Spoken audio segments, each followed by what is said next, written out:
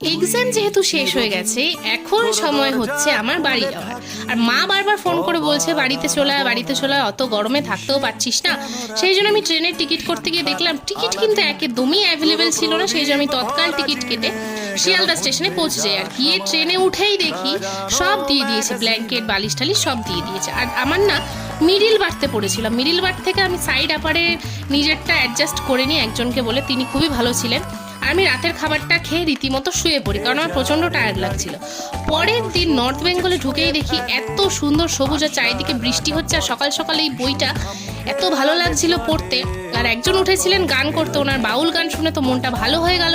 আর station চত্বরে নেমে দেখি পুরো স্টেশন প্রচুর চেঞ্জেস হয়েছে। এত মাস পরে এলাম, আমি জানতামই না এত চেঞ্জেস হয়েছে। আর টোটোতে করে বাড়ি ঢুকতেই দেখা হয়ে গেল প্রথমেই মার সাথে, আর তারপরে দেখা হয়ে গেল কচি কাচাদের সাথে।